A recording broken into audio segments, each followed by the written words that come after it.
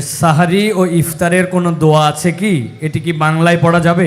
রোজার নিয়ত কোনটি বা কিভাবে করব? নিয়ত পড়া কি রোজা রাখার জন্য জরুরি? রমাদানে কখন দোয়া করলে দোয়া কবুল হয়? রমাদানে কি দোয়া কবুলের আলাদা কোনো সময় আছে কিনা? রমাদানে কখন দোয়া করলে দোয়া কবুল হয় ভাইরা? নবী সাল্লাল্লাহু আলাইহি সাল্লাম বলেছেন, সালাতুন লা তুরাদ্দু দাওয়াতুহুম, তিন ব্যক্তির দোয়া ফেরত দেওয়া হয় না। এর ভিতরে এক ব্যক্তি হলেন ওই ব্যক্তি যেই ব্যক্তিকে আল্লাহ তাআলা রোজা রাখার তৌফিক দিয়েছেন। আস-সাইমু হাত্তা ইফতির, ইফতার রাখ পর্যন্ত রোজাদারের দোয়া কবুল হয়। কিন্তু স্পেশালি ইফতারের আগের টাইমটা দোয়া কবুল হয়, যে টাইমে আমরা ছোলা মুড়ি মিশানোতে ব্যস্ত থাকি, ওই টাইমটাতে দোয়া কবুল হয়।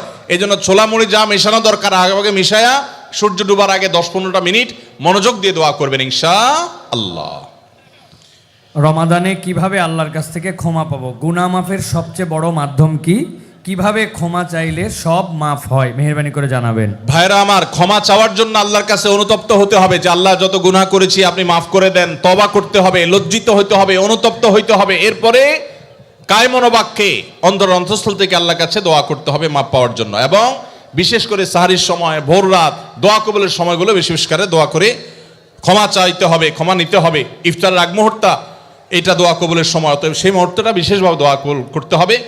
দোয়া কবুলের যে শর্তগুলো আছে, হালাল উপার্জন, কায়মনোবাক্যে দোয়া করা, মনোযোগের সাথে দোয়া করা, চোখের পানি ফেলে দোয়া করা, সেগুলো করলে আশা করা যায় আল্লাহ তাআলা ক্ষমার দোয়াও কবুল করবেন। রমাদানে কখন দোয়া করলে দোয়া কবুল হয়? রমাদানে কি দোয়া কবুলের আলাদা কোনো সময় আছে কিনা? রমাদানে কখন দোয়া করলে দোয়া কবুল হয় ভাইরা? নবী সাল্লাল্লাহু আলাইহি সাল্লাম বলেছেন, সালাতুন লা তুরাদ্দু দাওয়াতুহুম, তিন ব্যক্তির দোয়া ফেরত দেওয়া হয় না। এর ভিতরে এক ব্যক্তি হলেন ওই ব্যক্তি যেই ব্যক্তিকে আল্লাহ তাআলা রোজা রাখার তৌফিক দিয়েছেন। আস-সাইমু হাত্তা ইফতির, ইফতার রাখ পর্যন্ত রোজাদারের দোয়া কবুল হয়। কিন্তু স্পেশালি ইফতারের আগের টাইমটা দোয়া কবুল হয়, যে টাইমে আমরা ছোলা মুড়ি মিশানোতে ব্যস্ত থাকি, ওই টাইমটাতে দোয়া কবুল হয়। এই জন্য ছোলা মুড়ি যা মেশানো দরকার আগে মিশায়া সূর্য ডুবার আগে 10-15টা মিনিট মনোযোগ দিয়ে দোয়া করবেন ইনশাআল্লাহ। রমাদানে কিভাবে আল্লাহর কাছ থেকে ক্ষমা পাবো? গুনাহ মাফের সবচেয়ে বড় মাধ্যম কি? কিভাবে ক্ষমা চাইলে সব মাফ হয়? মেহেরবানি করে জানাবেন। ভাইরা আমার, ক্ষমা চাওয়ার জন্য আল্লাহর কাছে অনুতপ্ত হতে হবে যে আল্লাহ যত গুনাহ করেছি আপনি মাফ করে দেন। তওবা করতে হবে, লজ্জিত হতে হবে, অনুতপ্ত হইতে হবে। এরপরে কায়মনোবাক্যে অন্তঃস্থল থেকে আল্লাহর কাছে দোয়া করতে হবে মাফ পাওয়ার জন্য। এবং বিশেষ করে সাহারির সময়, ভোর রাত, দোয়া কবুলের সময়গুলো বিশেষ করে দোয়া করে ক্ষমা চাইতে হবে, ক্ষমা নিতে হবে। ইফতারের আগ মুহূর্ত এটা দোয়া কবুলের সময়, অতএব সেই মুহূর্তটা বিশেষভাবে দোয়া কবুল করতে হবে। দোয়া কবুলের যে শর্তগুলো আছে, হালাল উপার্জন, কায়মনোবাক্যে দোয়া করা, মনোযোগের সাথে দোয়া করা, চোখের পানি ফেলে দোয়া করা, সেগুলো করলে আশা করা যায় আল্লাহ তাআলা ক্ষমার দোয়াও কবুল করবেন। সাহারি ও ইফতারের কোনো দোয়া আছে কি? এটি কি বাংলায় পড়া যাবে? ইফতারের আমরা দোয়ার কথা জানি ভাই। ইফতারের একটা কমন দোয়ার কথা আমরা জানি, আরেকটা দোয়া আছে আনকমন, যেটা আমরা জানি না। দুইটা দোয়া আমি বলছি। এক নম্বর হলো ইফতারের দোয়া, যেটা কমন আমরা জানি, সেটা হলো আল্লাহুম্মা লাকা সুমতু আলা রিজকিকা আফতারতু। এই দোয়ার অর্থ হলো, হে আল্লাহ, আপনার জন্য আমি সিয়াম সাধনা করেছি, রোজা রেখেছি, আর আপনার উদ্দেশ্যেই আমি ইফতার করেছি, অর্থাৎ আপনার নির্দেশের পালনার্থে আমি ইফতার করেছি। এই যে আল্লাহুম্মা লাকা সুমতু আলা রিজকিকা আফতারতু, এটা ইফতারের একটা দোয়া। আরেকটা দোয়া হলো যাহাবা যামা ওয়াবতাল্লাতিল উরুক ওয়া সাবাতাল আজরু ইনশাআল্লাহ। অনেকে এটা জানেন মাশাআল্লাহ। যাহাবা যামা ওয়াবতাল্লাতিল উরুক, আমার শিরা উপশিরাগুলো সব সিক্ত হয়ে গেছে। ওয়া সাবাতাল আজরু ইনশাআল্লাহ, এবং আল্লাহ চাহেন তো এই রোজার বিনিময় আমার জন্য অবধারিত হয়ে গেছে। এই যে দোয়া ইফতারের, এটা কি ইফতারের আগে করবেন, না মাঝখানে করবেন, না শেষে করবেন? কি বলেন, ইফতারের আগে না শেষে?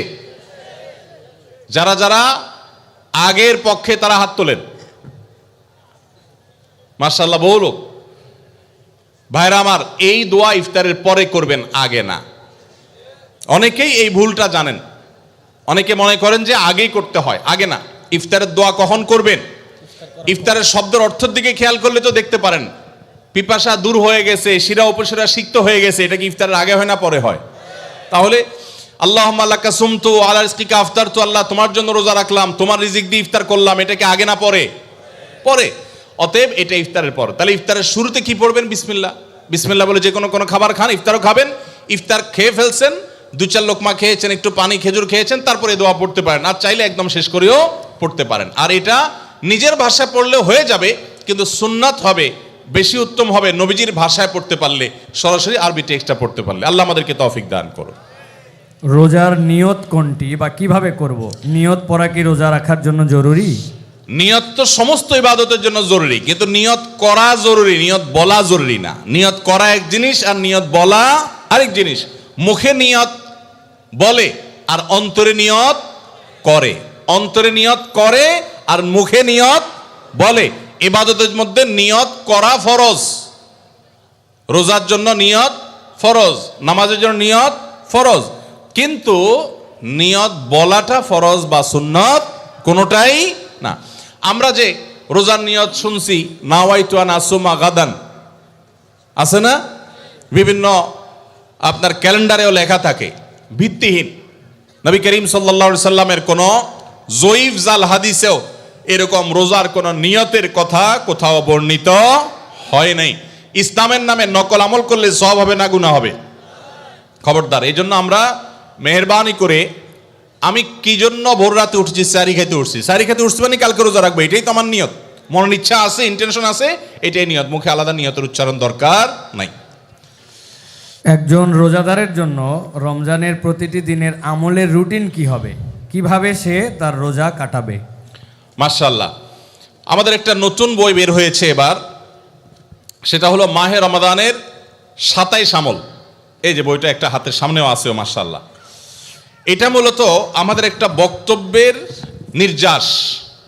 এর আগে সোনাইমণিতে একটা বক্তব্যে আমরা মাহে রমজানের উপরে একটা গবেষণা করে 27টা আমল কোরআনের আলোকে বের করেছি, সেটা উপস্থাপন করেছি, পরে এটাকে বই আকারে আনা হয়েছে। এখানে রমজানে আপনি কি কি করবেন তার সবগুলোর তালিকা দেওয়া আছে। অতএব এটার আলোকে আপনি আমল করতে পারেন। চাইলে ভিডিও বক্তব্যটা শুনে নিতে পারেন। একবারে সকাল থেকে রাত পর্যন্ত একটা সুনির্দিষ্ট রুটিনের মধ্য দিয়ে কাটাবেন। আর কিচ্ছু করতে পারেন না পারেন, শুধু একটা কথা বলে যাই, রমজান মাসে ফরজ রোজা রেখে অন্তত কোনো প্রকার হারাম কাজ, গুনাহের কাজ করবেন না। বাস এটুকু যদি করতে পারেন, ইনশাল্লাহ আপনার রমজান সাকসেস। চেষ্টা করা যাবে না ইনশাল্লাহ?